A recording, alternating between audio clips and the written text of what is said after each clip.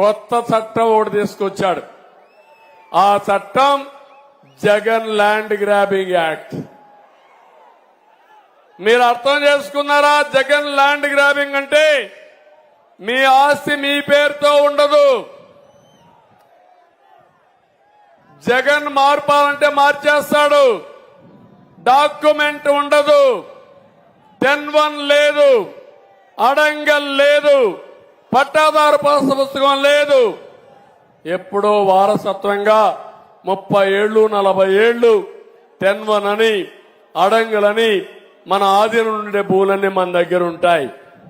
కానీ రేపు రాబోయే రోజుల్లో కొత్త చట్టం అంట, ఆయన మీకు పట్టా ఇస్తాడంట. మీకు మీ ఆస్తి మీకు ఇప్పుడు పట్టానే లేదు. అవునా? మీ ఆస్తి మీకు పట్టా ఉందా అని అడుగుతున్నా. ఉందా లేదా? మీ ఆస్తి మీ పేరుతో ఉందా, జగన్మోహన్ రెడ్డి పేరుతో ఉందా? మీ ఆస్తి మీరు అమ్ముకునే హక్కు మీకుందా లేదా? ఈరోజు ఆయన ఇప్పుడు కొత్తగా ఇస్తాడంట ఆస్తి హక్కు మీకు. అంటే మీరు గుర్తుపెట్టుకోవాలి, మీ నాన్న ఇచ్చాడా, మీ తాత ఇచ్చాడా మీ ఆస్తి? మీరు కొనుక్కున్నారా లేకుంటే జగన్మోహన్ రెడ్డి ఇచ్చాడా తమ్ముళ్ళు అని అడుగుతున్నా. ఈరోజు జగన్మోహన్ రెడ్డి మీ ఆస్తి ఆయన ఫోటో వేసుకుంటాడు. అంటే ఏంటి? మీ ఆస్తికి ఆయన ఏదో దానం చేసినట్టు నిద్రలే చూసుకొని మీరు ఆనందపడాలి. దాన కర్ణుడు మీకు ఆస్తి ఇచ్చాడని ఆయన ఫోటో తీసుకొని పూజ చేసి మీరు ఇచ్చేయాల. ఇది న్యాయమా అని అడుగుతున్నా మిమ్మల్ని అందరినీ. ఇది సైకో నేచర్ అవునా కాదా అని అడుగుతున్నా. ఇప్పుడు సర్వే చేయించాడంట. సర్వే చేసి దానికి సర్వే రాళ్లు వేయించాడంట. ఆ సర్వే రాళ్లకు మళ్ళా ఆయన ఫోటో, ఇంట్లో ఆయన ఫోటో చూడాలా, సర్వే మీ పొలాన్ని దగ్గర పోయినా ఆయన ఫోటో చూడాలా. నేను అందుకే మిమ్మల్ని అందరిని అడిగేది, మీ భూమి మీద ఈయన పెత్తనం ఏంటి? మొన్ననే మీరు చూస్తే ఒంటి మిట్టలో ఇలాంటి కొన్ని వందలు జరిగాయి. ఇక్కడ మీ ఎమ్మెల్యే కూడా భూ కబ్జాలు చేశాడా లేదా అని మిమ్మల్ని అడుగుతున్నా.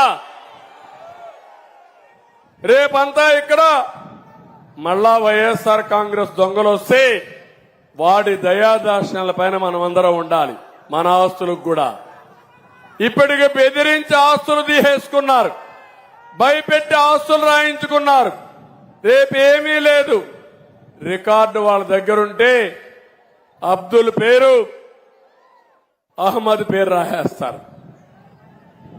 ఇంకా మీరేం చెప్పినా మీ దగ్గర డాక్యుమెంటే లేదు. మీరు గింజుకున్నా ఏమీ జరగదు. అక్కడి నుంచి ఆత్మహత్యలే మనకు శరణ్యం. ఆ విషయం మీరు గుర్తుపెట్టుకోండి.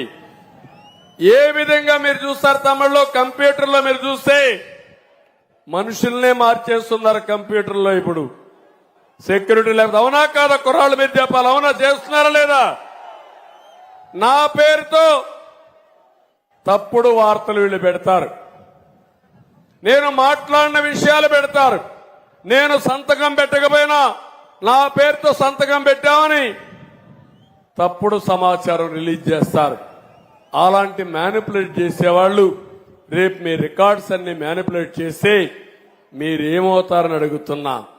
నేను అందుకే మీ అందరికి ఒకటి హామీ ఇస్తున్నా, జగన్ ల్యాండ్ గ్రాబింగ్ యాక్ట్ రావడానికి వీలు లేదు.